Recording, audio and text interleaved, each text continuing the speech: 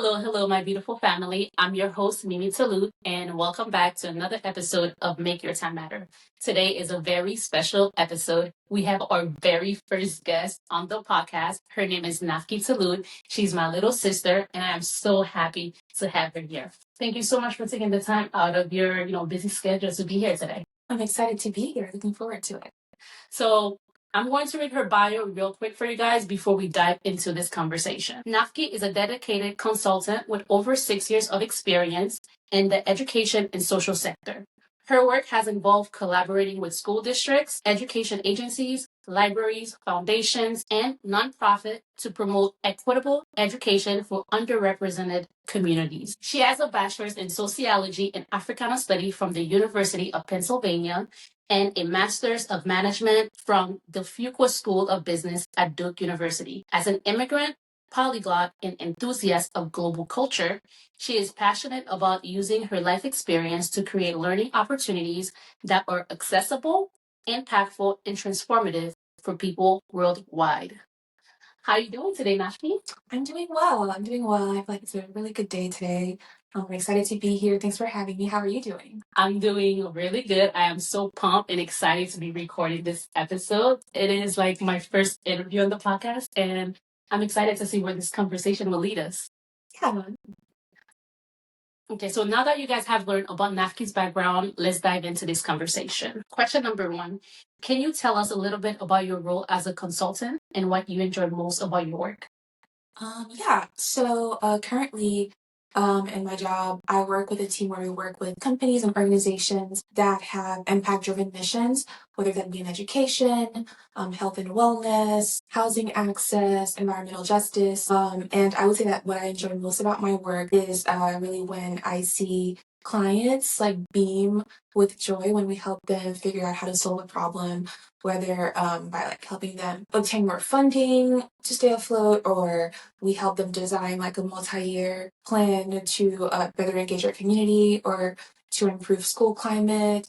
So a lot of different projects that have given me some a sense of fulfillment when I see the end results and how much impact it has on clients. I love that a lot because, when you help people and when you do something and it give you that sense of fulfillment, you feel good about yourself. Mhm. And that's not like the feeling you're trying to go for in life. And honestly speaking, that's one of the reasons why I started this podcast, because I just want people to go out there, help themselves, help others, and then feel fulfilled and be happy.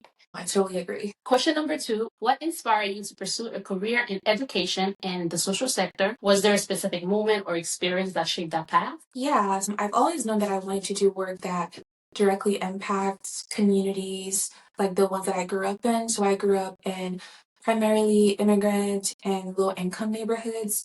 And it's always been a life goal of mine to end up being like in a career path where I could give back, whether that be directly or indirectly through things like what I'm doing currently, or even through like creating like services and like technology tools that can create better access and means for them to advance in life.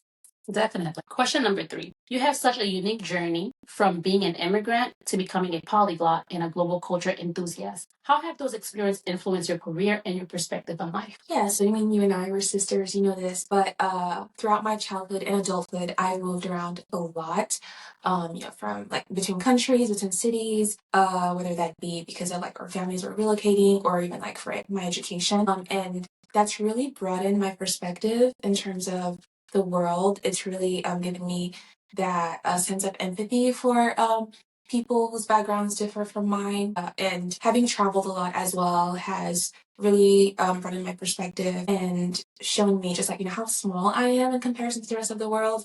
And having met a lot of people who were absolute strangers to me, but who were able to give me a sense of acceptance, give me a sense of that feeling of home that at the end of the day that we're all looking for, is something that has inspired me to want to invest in learning more about global culture so that I can be even more understanding and tolerant of other people.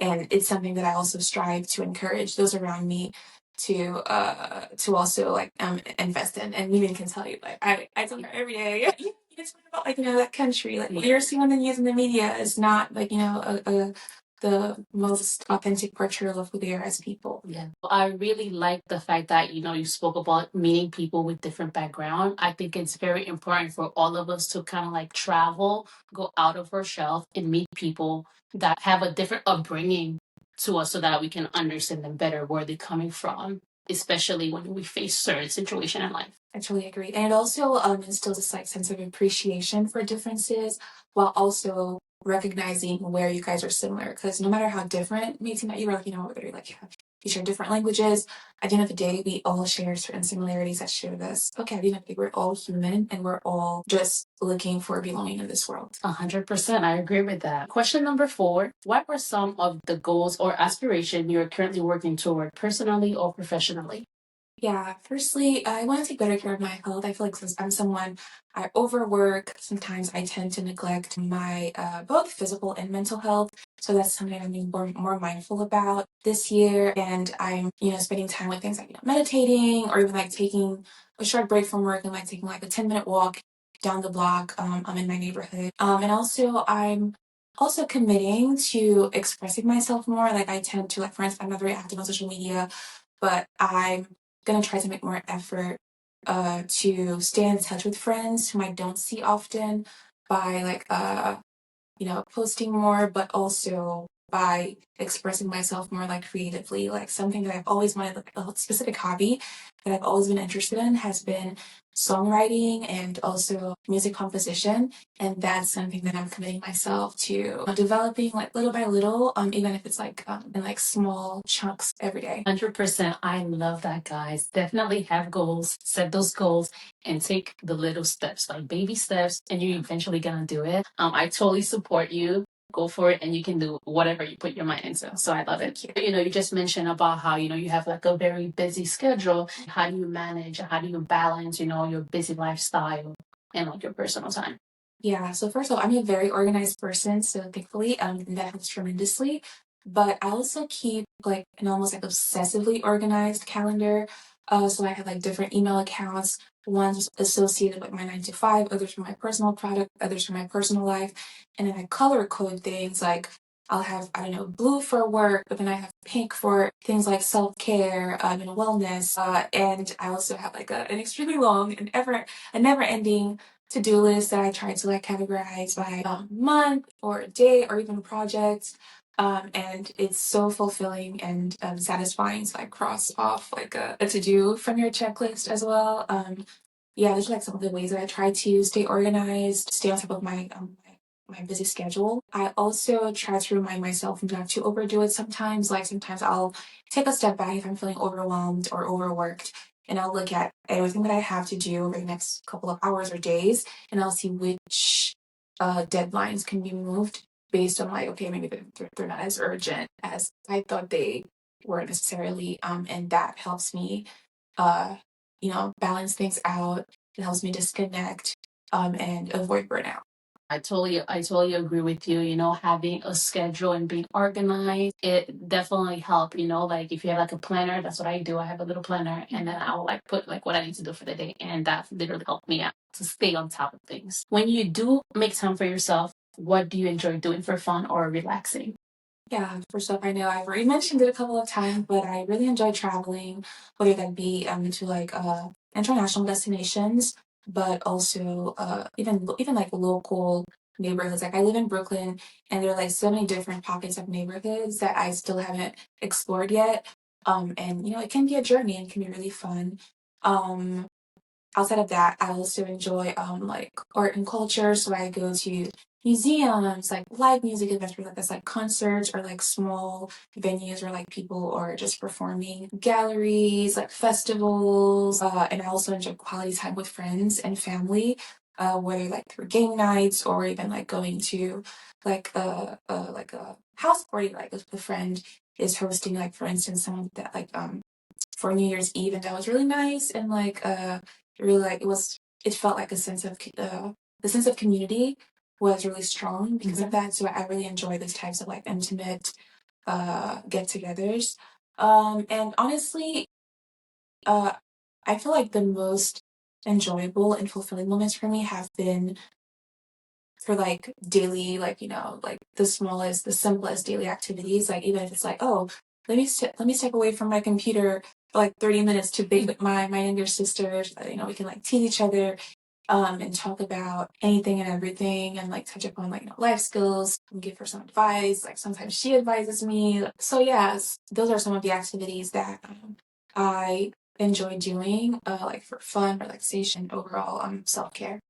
Nice. I love that. Self-care is a priority, guys, and make sure you are taking care of yourself. Question number 7. What does making time matter means to you?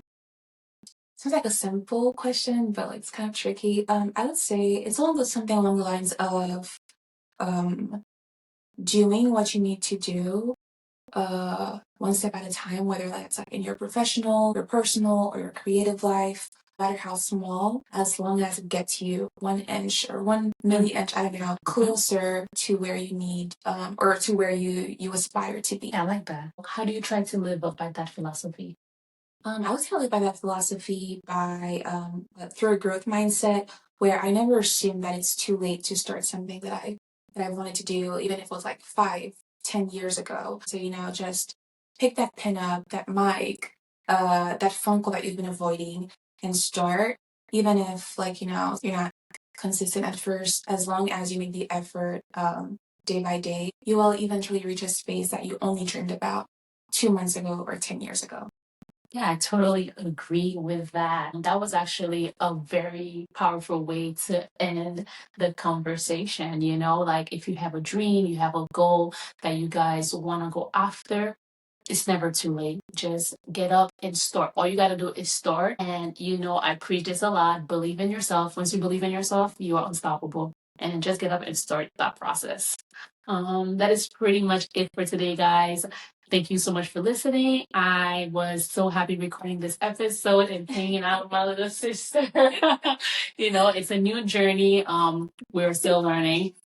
And yeah, so I'm so happy you guys were able to participate in this recording today. Thanks for listening. And yeah, that's pretty much it. If you guys enjoyed this episode, please give it a thumbs up and follow us on social media. My Instagram page is at Make Your Time Matter. I know you have an Instagram page. Like, would you like to share? Yeah, it's Naphekie, Naphekie. Okay, you guys, I'm going to have all that information in the description and the notes section. And you guys can go there and follow her. She's such an amazing person. Yeah, that's pretty much it. Au revoir.